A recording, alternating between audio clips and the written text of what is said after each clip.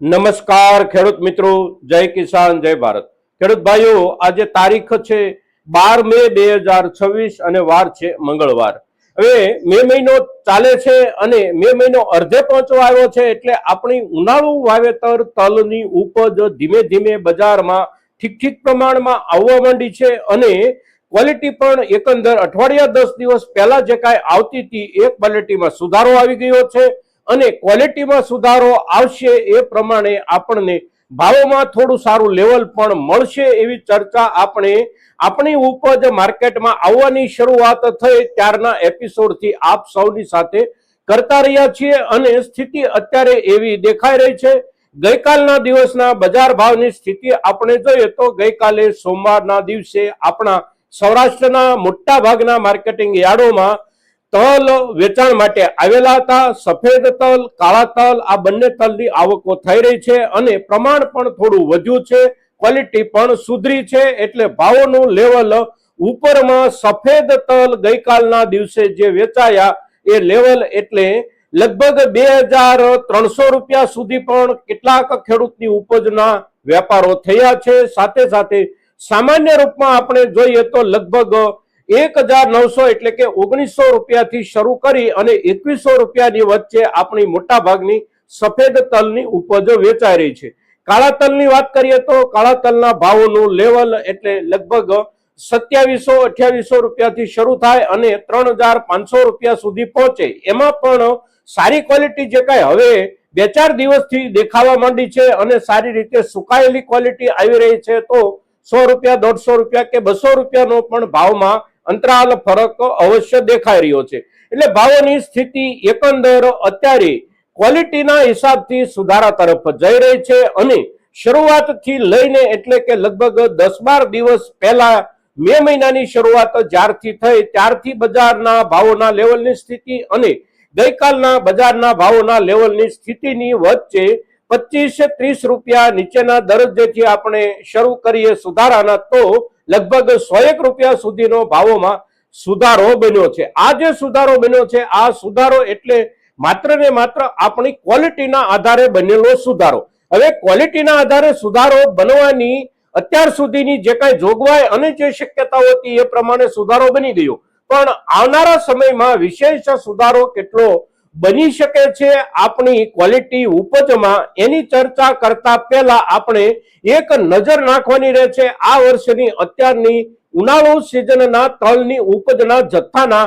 જે આંકડાઓ જાહેર થયા છે એ આંકડાઓ ઉપર। આંકડાઓ જે જાહેર થયા છે એ આંકડાઓ આપણી સરકાર તરફથી જાહેર કરવામાં નથી આવ્યા, પણ કોમોડિટી બોર્ડ યુરોપ તરફથી જે આંકડાઓ આવે છે અને એમાં પણ આપણા સૌરાષ્ટ્રના ઉનાળુ તલના વાવેતર પર એ સંસ્થાની એક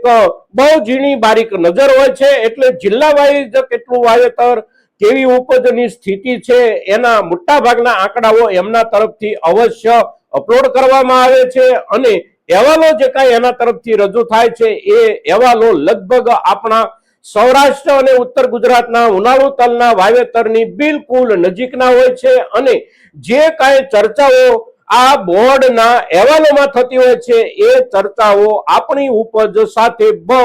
સારી રીતે મેચ થઈ જતી હોય છે। એટલે એમના કહેવા પ્રમાણે ઉનાળુ વાવેતરની આપણા તલની ઉત્પાદનની સ્થિતિ જથ્થાના આંકડાઓ અને અંદાજો એટલે સફેદ તલમાં લગભગ 90 કે 95,000 ટનથી લઈ અને 1,05,000 ટન સફેદ તલ મળી શકે છે આ ઉનાળુ ઉપજના। અને જે કાળા તલ છે એની ઉપજનો અંદાજ એટલે લગભગ 35,000-37,000 કે 40,000 ટન જેટલું ઉત્પાદન મળી શકે છે એવું આ અહેવાલોમાં કહેવામાં આવે છે। અને આટલું જે ઉત્પાદન છે એ ઉત્પાદન આપણા ગુજરાતના ઉત્પાદનના આંકડાઓના આધારે આપણે જોઈએ તો દેશના બાકીના રાજ્યોમાં ઉત્પાદનનો આંકડો આપણા ગુજરાતના ઉત્પાદન કરતા બધા જ રાજ્યોનો મળીને પણ લગભગ એના જેટલો થવાની શક્યતાઓ ઓછી હોય છે, કારણ કે ઉનાળુ તલનું વાવેતર આપણા ગુજરાતમાં જેટલું થાય છે એટલું બીજા કોઈ પણ રાજ્યમાં નથી થતું। એટલે ઉનાળુ તલની ઉપજનો જે જથ્થો છે એ આંકડાઓ કોઈ બાજુથી બહુ મોટા જથ્થાના આંકડાઓ નથી અને બહુ મોટા જથ્થાના આંકડાઓ નથી એટલે ક્વોલિટીના આધાર ઉપર ભાવોમાં સુધારાની શક્યતાઓ હજી પણ અવશ્ય બેસે છે. હવે ક્વોલિટી શબ્દ આપણે જ્યારે વાપરીએ છીએ ત્યારે આપણી ક્વોલિટી કુદરતી કારણોસર જે રૂપમાં તૈયાર થઈ હોય એ ક્વોલિટીને આપણે સુધારી ન શકીએ એક દોરાવા પણ આપણી ક્વોલિટી કુદરત દ્વારા જે કાંઈ તૈયાર થઈ હોય એ ક્વોલિટીને એક ખળાના રૂપમાં આપણે જ્યારે એકઠી કરીએ છીએ ત્યારે તલમાં આપણી જે 2-3 વર્ષથી સમસ્યા ઊભી થાય છે એ સમસ્યાની સામે આપણે લડતા લડતા પણ અવશ્ય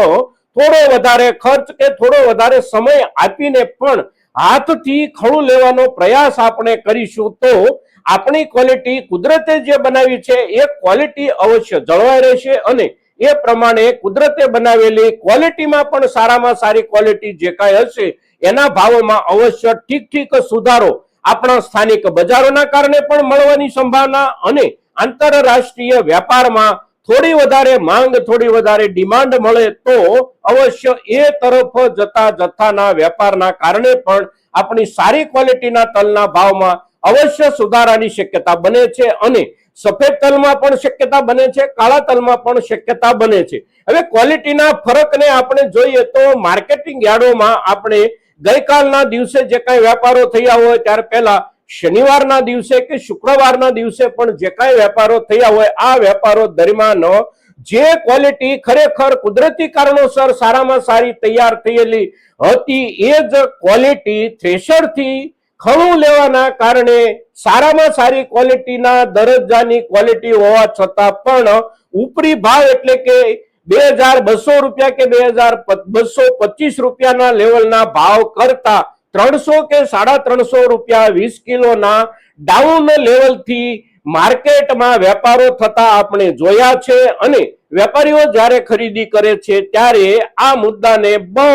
બારીકાઈથી ચકાસે છે કે ખળું કેવી રીતે લેવામાં આવ્યું છે અને લેવામાં આવેલું જે ખળું છે એની અસર તલની ઉપજના દાણાઓ પૈકી કેટલા ટકા દાણાઓ ઉપર એની અસર પડેલી છે. તલનો દાણો જે છે એના ઉપરનું જે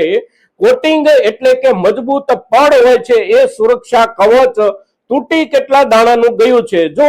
25-30% તૂટી ગયેલું હોય તો એ પ્રમાણે ભાવ થતો હોય છે અને ટકાવારીમાં વધારે તૂટી ગયું હોય તો અવશ્ય ભાવ લેવલ વધારે નીચું રહી જતું હોય છે કારણ કે તૂટી ગયેલા પડ સાથેના તલને ઝાઝા દિવસો સુધી સાચવી શકાતા નથી. સાથે સાથે પ્રક્રિયા જે કાંઈ કરવાની હોય એ પ્રક્રિયા પૈકી એક પ્રક્રિયા તલની ઉપજ પર તલનું ઉપરનું પડ જે સાફ કરી અને દૂર કરવાની જે ટેકનોલોજીકલ પ્રક્રિયા છે એ પ્રક્રિયા કરવામાં પણ તૂટી ગયેલા પડના દાણા પર સારી રીતે પ્રક્રિયા નથી થઈ શકતી અને તેથી પ્રક્રિયા તરફ લઈ જવા માટે પણ તલમાં આ મુશ્કેલી પડતી હોય છે. સંગ્રહ માટે સાચવવા છે તો પણ આ મુશ્કેલી પડતી હોય છે. આપણે આપણા પોતાના ઘરે સાચવવા માંગતા હોઈએ તો પણ આ પ્રકારે લીધેલી તલની આપણી ઉપજ લાંબા સમય સુધી આપણે આપણા ઘરે ન સાચવી શકીએ એવી સ્થિતિ નિર્માણ થતી હોય છે. મહિનો 1.5 મહિનો કે બહુ સારી સ્થિતિમાં આપણે સાચવવાનો પ્રયાસ કરીએ તો 2 મહિના કોઈ પણ પ્રકારની દુર્ગંધ ન આવે એવા રૂપમાં સાચવી શકીએ પણ લાંબા સમય સુધી સાચવી શકાતા નથી અને ભાવોમાં જે કાંઈ ફરક પડે છે એ ફરક પણ એકંદર મોટો જ્યારે પડી રહ્યો છે ત્યારે અત્યારના સમયે હજી પણ આપણા તલના વાવેતર પૈકી મોટા ભાગના તલ કાંતો વાઢવાના બાકી છે અને વઢાઈ ગયા છે તો ઓગલાના દરજ્જે હજી ખેતરોમાં તલ આપણને દરેક વિસ્તારોમાં જોવા મળી રહ્યા છે. ત્યારે આપણે ક્વોલિટી જે કુદરત દ્વારા તૈયાર થઈ છે એ ક્વોલિટીમાં આપણા તરફથી નુકસાન ન બેસે એની અવશ્ય કાળજી રાખીએ તો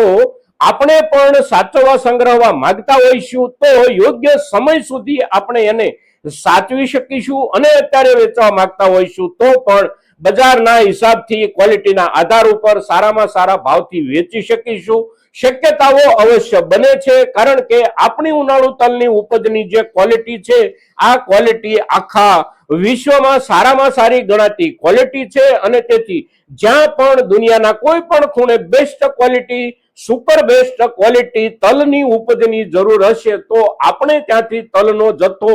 જવાની શક્યતાઓ અને સંભાવનાઓ બાકીના કોઈ પણ તલ ઉગાડતા દેશો તરફથી જતા જથ્થાની સરખામણીએ વિશેષ અને વધારે રહેતી હોય છે। એટલે આ મુદ્દાઓને ધ્યાનમાં રાખી અને આપણે આપણી તલની તૈયાર થયેલી ઉપજ સાથે ખળાની પ્રક્રિયા કરીએ। મિત્રો, આજના દિવસે આપણી તલની ઉપજ સાથે જોડાયેલા બજારના મુદ્દાઓ સાથે સાથે